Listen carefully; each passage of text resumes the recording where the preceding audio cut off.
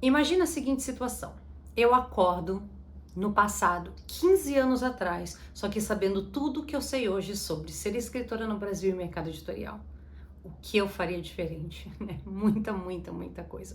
Esse é o vídeo que eu estou gravando para que você não cometa os mesmos erros que eu cometi e já comece da forma mais forte, mais segura no mercado editorial ainda hoje. Nesse vídeo eu vou falar para vocês onde eu focaria as minhas energias, o que eu ignoraria, e eu vou te dar no finalzinho dele uns 5 passos para você começar a aplicar ainda hoje, para você ter uma experiência melhor no mercado editorial e não cometer os mesmos erros que eu cometi. Esse é o Vilã em Treinamento, esse é o meu primeiro vídeo, então já ativa o sininho, fica por aqui, subscribe, pelo amor de Deus, para me ajudar nesse canal que eu tô começando aqui agora. O primeiro erro que eu não cometeria seria trabalhar de graça. Quando eu digo de graça, eu não tô falando que eu não trabalharia sem um retorno financeiro. Esse retorno pode ser de outro tipo, pode ser visibilidade, pode ser colocar você em contato com um monte de leitor que não te conhece, ele pode ser uma remuneração, mas de graça eu não trabalharia hoje esperando que, nossa, se eu se eu trabalhar arduamente, lendo todos esses originais, selecionando os melhores originais, gerenciando os autores e os textos deles, editando esses textos só para fazer parte de uma antologia com o nome Organizadora, por exemplo, que é um dos trabalhos gratuitos que a gente mais vê aí para pequenas editoras. Eu faria isso de forma alguma, tá? Ah, Cláudia, mas vai me dar visibilidade. Vai mesmo? Essa vai ser uma antologia que vai ser lida por 30 pessoas, ou 300 ou 3.000. Ela vale a sua hora? Ela vale todo esse trabalho, essa dor de cabeça, essa preocupação, esse esforço? Talvez não. Então essa primeira coisa, eu vejo gente trabalhando 10 anos, 15 anos de graça, organizando antologia, editando coisa para editoras muito pequenas, porque elas acham que isso vai dar algum tipo de autoridade para elas. Gente, no mercado do tamanho do nosso, a visibilidade disso é muito baixa e não vale o seu trabalho. Então você tem que medir muito bem quantas pessoas vão ver o meu nome nessa capa. Esse trabalho todo vai compensar, vai mudar o meu ano? Ou só vai mudar minha semana ou meu mês? Então, você tem que pensar um pouquinho nisso antes de topar qualquer coisa para ser levado a sério nesse mercado. Acho que esse é o meu ponto principal. Se você for sair desse vídeo com um grande conselho, vai ser esse. Não foque em ser publicado por uma grande editora como a sua linha de chegada.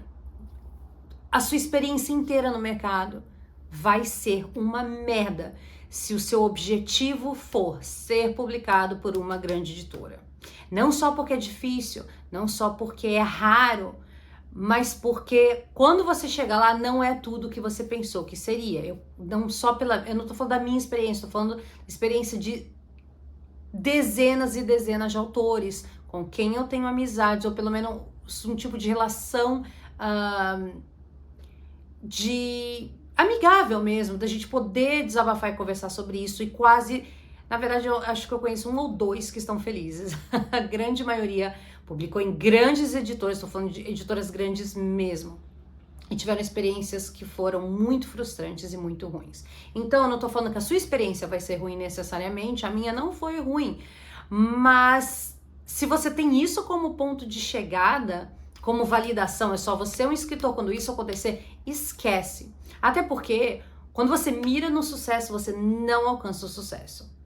Você alcança o sucesso quando você mira na arte, você mira em, cara, eu vou escrever os livros que eu amaria ter lido, os livros que eu acho que vão transformar a vida de alguém, os livros que os meus leitores querem ler, eu vou escrever bons livros. Esse deve ser o foco, você deve estar nesse mercado para escrever bons livros. Se você estiver fazendo isso de verdade e por um tempo suficiente, é muito possível que essas editoras vão começar a olhar para você. E aí, você chegar numa grande editora vai ser só um próximo passo na sua carreira. De forma alguma deve ser o objetivo ou o passo final, até porque depois disso você vai ter mais altos e baixos. E o terceiro erro que eu não cometeria é ter expectativas irreais, é não conhecer o mercado onde você está atuando, é esperar que o seu livro, que tá talvez só meia boca, talvez não, talvez você seja um gênio, mas talvez ele não esteja tão bom assim, que ele alcance bilhões de seguidores, porque isso não vai acontecer, bilhões de leitores, porque isso não vai acontecer. Que você vai fazer um post legal na internet e 200 mil pessoas vão começar a seguir você, que você vai conhecer um editor e porque ele foi simpático com você, vai ser publicado na editora dele ano que vem, que você não invista na quantidade absurda de dinheiro para ter um standzinho na Bienal esperando vender milhões de livros. Isso não vai acontecer. Então conheça o seu mercado para entender assim, como é esse terreno e como é que onde vale a pena eu plantar nesse terreno, onde vale a pena eu injetar meu dinheiro, investir meu dinheiro, onde vale a pena eu ficar de fora. Quanto mais você conhece esse mercado, mais acertadas as suas escolhas vão ser, tá? Então, assim, expectativas eu digo em relação a tudo, tá? A sua atuação na internet, a sua relação com seus leitores, a quantidade de livros vendidos. E eu não quero aqui parecer muito desanimadora, não. Eu acho que é o contrário. Eu acho que é muito pior quando você tem expectativas aqui em cima, quebra muito a cara. Onde você vai chegar vai ser muito mais triste do que você de cara já entrar falando, quer saber? Deixa eu entender o meu negócio, deixa eu entender o meu ofício, para entender melhor onde eu vou investir dinheiro, energia, expectativa e mais um monte de coisa. Então, alinhe um pouco as suas expectativas. Quais são as 3 coisas que eu ignoraria? Então, você ouviu os 3 erros que eu não cometeria e agora, quais são as 3 coisas que eu definitivamente escolheria ignorar entrando nesse mercado? A primeira delas, tretas literárias, principalmente no Threads, no X, Twitter, seja lá, mas esse tipo de treta. 99% dessas tretas são bobas e muito passageiras. Elas duram 3 dias e aí a galera inventa outra coisa pra, agora vamos atacar essa pessoa. E aí todo mundo se mobiliza e gasta horas e horas do seu dia brigando com pessoas que não vão mudar a cabeça delas. Por uma coisa que precisa ter uma briga sobre isso, tá? Eu preciso dar a minha opinião sobre isso. Se todo mundo tá dando opinião, eu preciso incluir os meus 2 centavos, ou às vezes não seria melhor se for uma coisa séria, alguém já tá falando tudo que eu penso, então eu só clico, eu compartilho, é isso que eu penso. Será que a gente precisa de 300 pessoas falando exatamente a mesma coisa? Não. Qual é o problema dessas tretas? Quase todas são bobas e elas deixam todo mundo muito estressado e elas acabam com o seu dia, e elas acabam com sua energia. E no final do dia, ninguém vai se lembrar delas, né? E os leitores estão vendo isso e falando, que baixaria esse mercado? Mas esse mercado é infantil, que brigas bobas. E o respeito, gente, pelo nosso mercado acaba caindo junto. Isso que é uma coisa que eu acho que as pessoas não percebem. Não que a gente não tenha que brigar. Eu acho que quando a causa é importante, a gente tem sim que brigar. Eu sou uma pessoa briguenta. Mas eu aprendi ao longo dos 15 anos passados a escolher as minhas batalhas. Então, peraí, isso é um problema de verdade? E eu preciso contribuir com a minha opinião, com o meu know-how.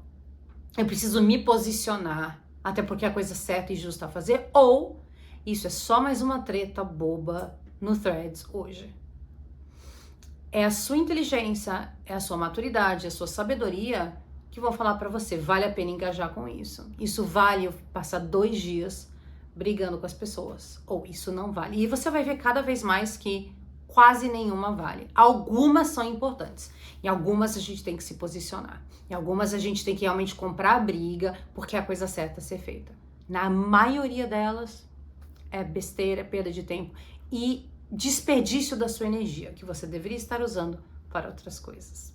A segunda coisa que eu ignoraria seria a comparação. Existem dois tipos de comparação que eu acho que fazem muito mal para o autor. Uma delas é se comparar com os outros autores que fazem sucesso. E como é que a gente faz isso? Nossa, mas eu escrevo melhor que fulano, por que fulano faz sucesso e eu não? Essa é uma comparação muito ruim, porque ela é baseada numa percepção muito parcial do sucesso daquela pessoa. Você não sabe o que essa pessoa teve que fazer de bom e de ruim, o que ela teve que sacrificar, o caminho que ela percorreu para ter esse 1% da vida dela que você vê nas redes sociais. Então, você comparar os seus bastidores com o palco daquela pessoa é completamente perda de tempo, é frustrante, não vale a pena. Mas existe um outro tipo de comparação, que é a comparação para justificar alguma cagada que você fez, tá? E isso eu vejo muito nas leituras críticas que eu faço. Então, vamos lá. Isso acontece quando alguém pega uma coisa que ela fez, que fulano faz. Então, o autor tal fez tal coisa. Então, eu vou fazer tal coisa no meu livro. E ela se esquece que elementos de narrativa separados, eles não são certos ou errados. A execução bem feita ou mal feita, ela se dá no contexto e na junção desses elementos com os outros elementos de narrativa. Então, quando alguém chega pra mim e fala, cara, olha, esse narrador não fez sentido na sua história. E a pessoa fala assim, ai, mas fulano faz assim. Tá, como fulano faz assim? Dentro de qual contexto ele faz isso? Quais são os elementos que equilibram essa escolha que ele fez? Exatamente. Então, cuidado também para você não falar, fulano faz, então também posso me safar com isso, porque você não é fulano, você não escreve como fulano. Então, muito cuidado para não desculpar os seus erros falando que fulano também fez. Outra coisa, isso talvez surpreenda, que eu que eu definitivamente ignoraria, seriam as bajulações. Esse é um mercado em que as pessoas te bajulam muito. E bajulação raramente é uma coisa boa, tá? Os seus colegas, quando eles gostam do que você fez, do que você escreveu, eles vão falar numa boa, sem bajulação. Eles vão falar, Clau, eu amei o seu livro. Nossa, eu adorei. Porra, isso é legal. Quando existe muita bajulação, quando uma pessoa já me aborda assim, ai, diva, linda, maravilhosa, te amo, eu falo, puta, essa pessoa tá querendo alguma coisa de mim. E eu não consigo acreditar em nada do que sai da boca dela. Existe outro tipo de bajulação que ela não vem de um lugar ruim. A intenção é boa, mas ela pode te prejudicar. Que é muito aplauso dos seus amigos e colegas e pessoas que te amam. Que vão ler, às vezes, uma coisa que não tá boa, que não tá pronta. Que vão ver uma capa que tá ridícula, que vão ver um post que tá completamente mal diagramado e esquisito e péssimo de ler, por exemplo. Eu vou te falar, tá lindo, maravilhoso, amei. E a gente quer muito acreditar, né? Então a gente fala, ai, putz, mas fulano amou.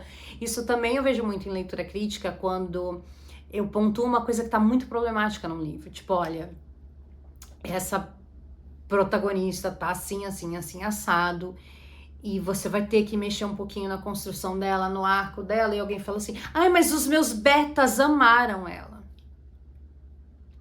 Ok. Quem são esses betas? É minha prima, é minha melhor amiga. Uhum. Então, às vezes, a gente tem que ter um pouco de cuidado com a bajulação. As 3 coisas onde eu focaria a minha energia tão escassa e tão preciosa. Eu sei que isso vai ser controverso, mas eu definitivamente focaria em só um gênero literário. Eu sei que vocês são pessoas criativas, eu sei que vocês são pessoas, putz, eu não gosto de me limitar, eu gosto de escrever de tudo, porque eu não sou uma pessoa que pode ser colocada numa caixinha. Eu entendo. E eu era igual lá atrás, tá? Mas o que acontece? Primeiro, também, qual é a sua intenção? É ter uma carreira dentro da literatura como escritor? Então escuta o que eu vou te falar agora.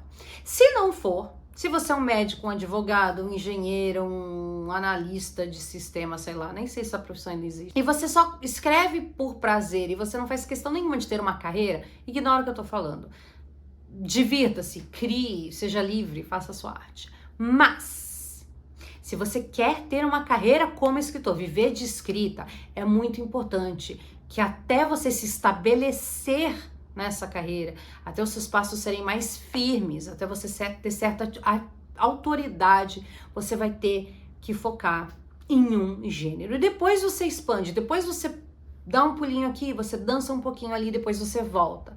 Como o Stephen King fez, como a Colleen Hoover tá fazendo. Por quê? Porque é muito difícil as pessoas saberem se elas querem ler você ou não, se elas não sabem quem você é, se elas batem o olho nas suas redes sociais ou nas suas entrevistas, ou seja lá o que for, e elas não entendem qual é a sua. Quando elas entendem qual é a sua, quando elas olham pra você e falam assim, nossa, fulano tá chamando atenção no nicho de fantasia, no nicho de hot, ou no nicho de horror, ou putz, eu gosto muito desse gênero, eu vou ler fulano. É muito mais fácil você criar uma base de leitores, se eles meio que já sabem o que esperar de você, se elas já sabem o que você escreve, quais são suas referências, o que vocês têm em comum, o que você gosta. Nossa, esse cara ama slasher, ele é apaixonado por assassinos de filmes slasher, ele escreve slasher.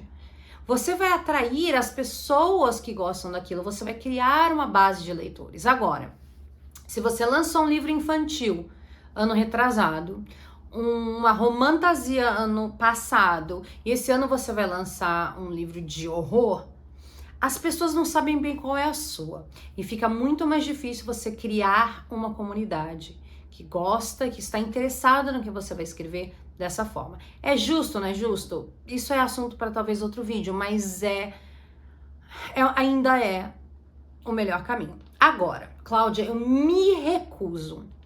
Eu escrevo poesia, crônica, horror, romance, erótico, bizarro, ficção científica, e essa é minha personalidade, e eu não vou me sentir autêntico, a menos que eu esteja sempre escrevendo de tudo um pouco.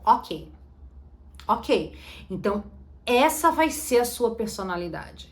Você vai se posicionar logo no início como uma pessoa, uma caixinha de surpresas, louca, criativa, artística, etc e tal. Mas saiba que vai ser muito, muito, muito mais difícil você criar um público. E se essa é uma troca que você está disposto a fazer, ótimo. Se não for, estabeleça uma carreira dentro de um gênero. Depois você dança um pouquinho fora da linha e você volta. Aí você volta. A segunda coisa onde eu focaria são as redes sociais. Eu sei que isso é horrível, eu sei que vocês odeiam, eu sei que ninguém gosta, eu sei que é uma prisão moderna, etc e tal. Ok, eu concordo, mas vamos encarar a realidade. Pouquíssimos de nós podem se dar ao luxo de não estarem nas redes sociais. Se você for uma dessas pessoas, se você for um gênio que conseguiu um contrato na Companhia das Letras e todo o marketing que eles forem fazer por você compensa o marketing que você não faz? Maravilha, parabéns. Até você se transformar nessa pessoa, enfim, você vai ter que estar nas redes sociais. Então, como é que a gente faz isso sem se matar no processo, sem se violentar? Você escolhe, esse é um conselho, não é nem meu, é do Jerry Seinfeld, que é você escolhe a tortura que você aguenta. Qual que é a tortura que eu aguento? Em nome da minha arte e dos meus objetivos da minha carreira. Eu aguento estar no Threads. Eu, Cláudia, não tenho saco. Talvez você tenha, você seja muito bom aí. Então, anota. Eu aguento estar no LinkedIn. Às vezes é o pior elemento do mundo, mas às vezes para você funciona. Eu aguento estar no TikTok. Ou é uma tortura entrar nessa rede social. Eu aguento estar no Instagram, ou é uma tortura estar no Instagram. Então você vai ter que ver assim, qual rede social é ok pra você. Não é a pior coisa do mundo, não é uma tortura. E é lá, você vai estudar essa rede social. E você vai se dedicar a fazer o melhor que você puder nessa rede social para você engajar um topo de funil aí e começar a atrair pessoas para conhecerem você, tá? E a gente vai falar sobre isso um pouco mais pra frente. E aí não foca só em uma. Então, crie um site onde você vai poder controlar a informação que é dada sobre você, você vai poder manter as pessoas atualizadas, você vai poder ter links para todos os seus livros, você vai poder ter a sua biografia, sua informação de contato, toda a sua trajetória, toda a sua história. Hoje criar um site é a coisa mais fácil do mundo, você não precisa de nada, você não precisa investir muita coisa, tá? Então faça isso também. Ah, Cláudia, eu gosto mais de newsletter. Ótimo, você gosta mais de newsletter? Invista na sua newsletter. Mas você vai ter que estar presente na internet de uma forma ou outra, se você quiser ter uma base de leitores. Encontre as redes sociais que menos te violentam, que menos te magoam, que menos, façam você se sentir drenado, esgotado e infeliz. Escolha a tortura que você aguenta e invista nela sim. A terceira coisa na qual eu colocaria o meu investimento psicológico, emocional, financeiro, tudo seria focar na melhor escrita possível. Escrever da melhor forma possível para o leitor de hoje. Eu vejo muita gente frustrada porque fez muitos cursos com autores, quase nunca são autores, né? Com editores, ou seja lá quem for, que eram pessoas que estavam ensinando literatura clássica. Por 1000 motivos, eu vou fazer em breve um vídeo para explicar a ciência por trás disso, inclusive. A escrita não é mais a mesma. Você não vai poder tomar as mesmas decisões de um escritor de 100 anos atrás para escrever para o leitor moderno. Então entenda as tendências do seu mercado, entenda como o leitor lê hoje, por que ele lê desse jeito. Entenda muito bem o seu nicho. Então, se você escreve fantasia, o que está sendo feito na fantasia? Quais são os tipos diferentes de escrita, de propostas, de temas que os autores principais desse gênero estão focando?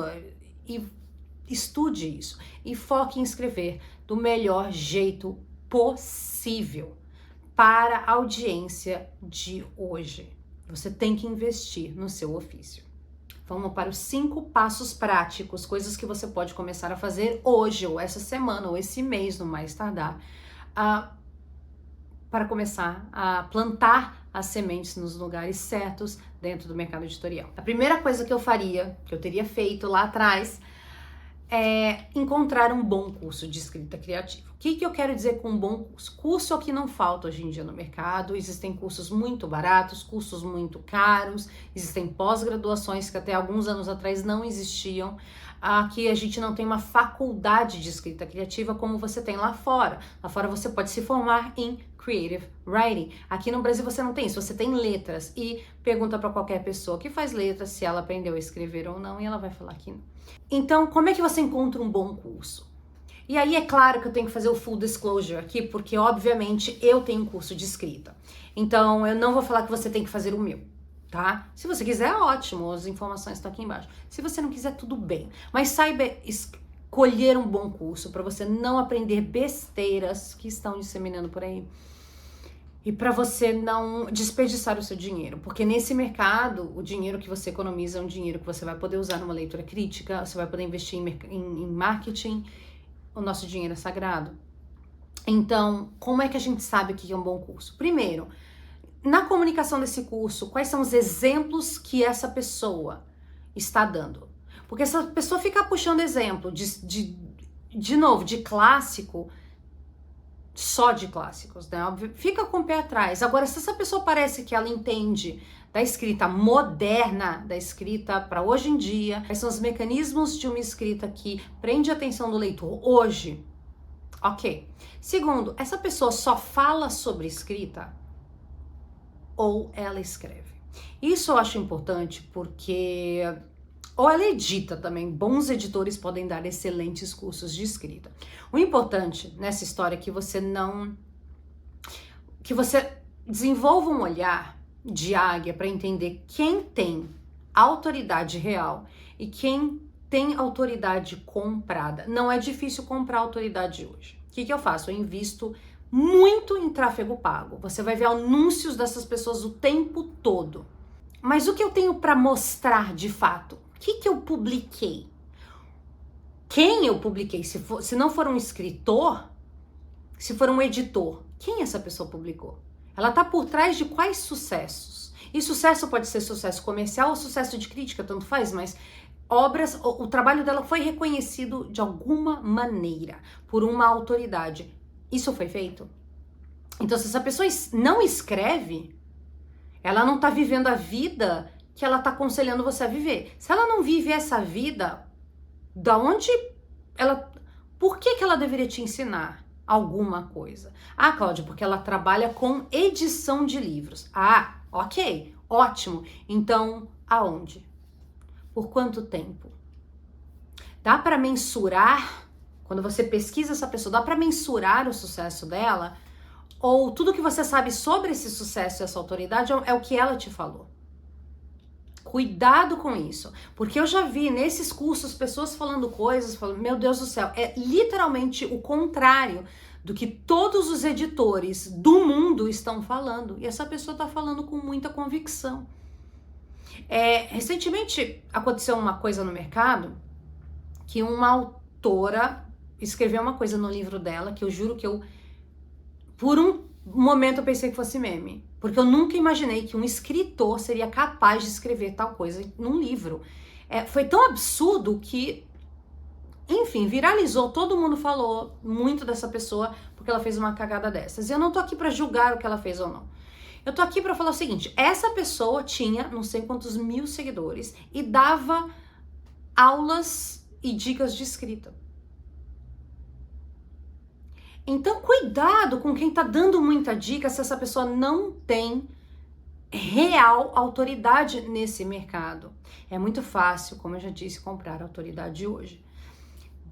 Desconfia de todo mundo, desconfia de mim, desconfia de todo mundo, desconfia de quem eu indicar. Faça a sua própria pesquisa. Cuidado, se você tá vendo muito, por que você tá vendo muito? Porque essa pessoa de fato fez alguma coisa interessante, ganhou um prêmio interessante, foi indicada para o prêmio interessante, ou porque ela tá falando que ela sabe o que ela tá fazendo. Então, muito cuidado com isso, tá? Cláudia, mas essa pessoa só pode ser uma autoridade, porque ela tem 300 mil seguidores, legal. Pega um post dela, não pago, não anúncio, um post real orgânico que ela fez. Quantas interações, quantos likes, quantos comentários? Porque se você tem 300 mil seguidores, mas você tem 15 comentários, será que esses seguidores são reais? Talvez eles sejam, eu não estou falando que não são, mas talvez eles não sejam. Então, cuidado, porque para vender hoje, a gente realmente... E não é errado vender. Todo mundo precisa sobreviver. É legal vender. Se você está vendendo uma coisa real, uma coisa boa e uma coisa que traz resultado.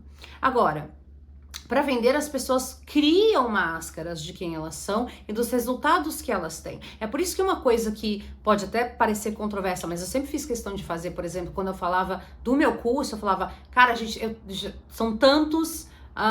alunos, eu não inventava número, eu dava print da tela, porque eu prefiro mostrar para vocês assim, olha, eu tenho 350 alunos e saber que isso é verdade, que isso é real, do que eu inventar um número, porque eu acho que ninguém vai questionar.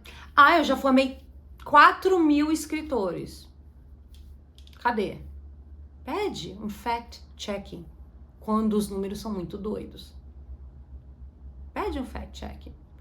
Quando eu falo assim, meus cursos todos têm 5 estrelas, é porque hoje, nessa data, todos os meus cursos só tiveram avaliações 5 estrelas. Eu nunca recebi uma avaliação 4 estrelas, talvez amanhã isso mude.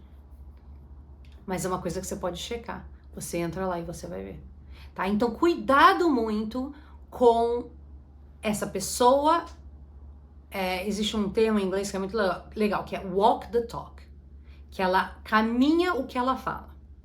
Tenha certeza de que aquela pessoa vai poder te ensinar alguma coisa. Existem bons professores nesse mercado, mas esse mercado está cheio de picaretas, porque ele lida com sonho. Tudo que lida com sonho é um sonho difícil. É um solo muito, muito fértil para picaretagem, então muito cuidado. Mas faça um bom curso, estude o seu ofício, isso é extremamente importante. Segunda coisa, comece hoje uma caixinha. Se você tem um Nubank ou qualquer outro aplicativo que permite uma caixinha, abre uma caixinha lá.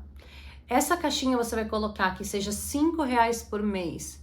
Esse mês deu mais. Entrou uma grana que não esperava. Sobrou 50, põe 50. Clau, sobrou 300, põe 300. E começa a fazer essa caixinha.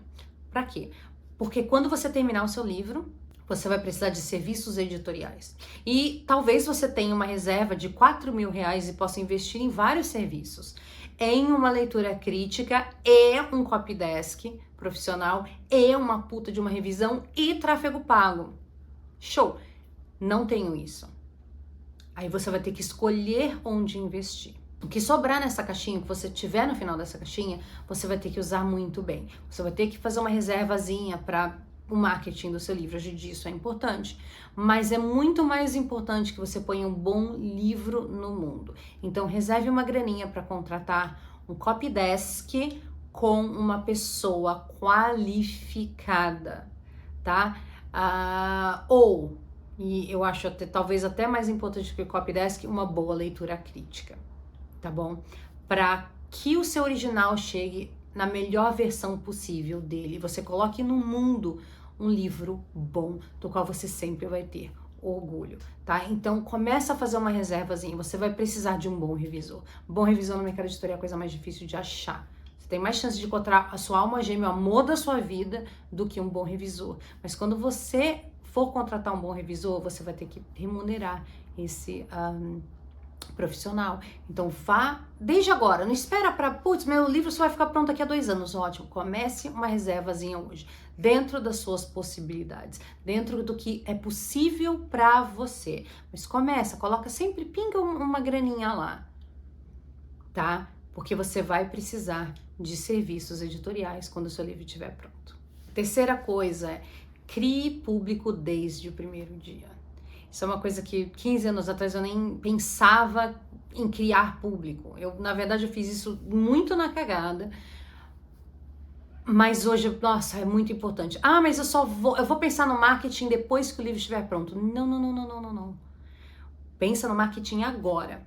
E como é que você vai começar a pensar nisso? Em atrair para o seu perfil, dentro daquela tortura que você aguenta, que são as redes sociais, você vai tentar atrair para esse perfil pessoas como você. Pessoas que gostam do que você gosta. Então, se você escreve fantasia e você é apaixonado por dragões, e você... Ai, Cláudia, que clichê, realmente, de fato. Mas, enfim, se você é apaixonado, você escreve ficção científica, você é apaixonado por space opera, ou você é apaixonado por Star Wars, ou você é apaixonado por Star Trek, ou você é apaixonado por inteligência artificial, comece a falar sobre isso. Isso é o que você gosta. Então não é um martírio, não é tão difícil assim. Faça posts de curiosidade sobre esse assunto. Nada sobre o seu livro, nada sobre você. A verdade é que as pessoas cagaram para você, elas cagaram para o seu livro. A porta de entrada não é venha ver o meu livro, venha olhar para mim. É venha conversar comigo sobre coisas que a gente ama. E isso é o topo de funil. É isso que vai atrair as pessoas até você, pessoas desconhecidas. E a partir do momento que você está criando todo esse diálogo e conhecendo pessoas reais e atraindo seguidores reais, quando o seu livro estiver pronto, aí você vai começar a esquentar um pouco desse público, você vai começar a trabalhar o meio fundo de funil pra gente. Se você gosta disso, talvez você curta meu livro. E aí você vai começar a direcionar um pouco esse pessoal para o que você escreveu, para o que você escreve, mas antes você tem que estabelecer um diálogo genuíno e autêntico com pessoas de verdade sobre os assuntos que você ama. Então eu começaria a fazer isso hoje. A quarta coisa que eu faria é acompanhar editoras pequenas, editoras independentes. A gente foca muito na editora grande e a gente tem muito mais chance de publicar no começo da carreira por uma editora pequena ou nem publicar. Publicar independente, não tem problema nenhum em ser independente, muito pelo contrário. Muitos autores desiludidos com casas grandes estão publicando de forma independente. Eles ganham muito mais retorno financeiro, eles têm muito mais controle, tá? Eles não precisam se submeter a coisas que eles não querem, às quais eles não querem se submeter, tá? Mas o importante nessa conversa aqui agora é acompanhe o que está acontecendo.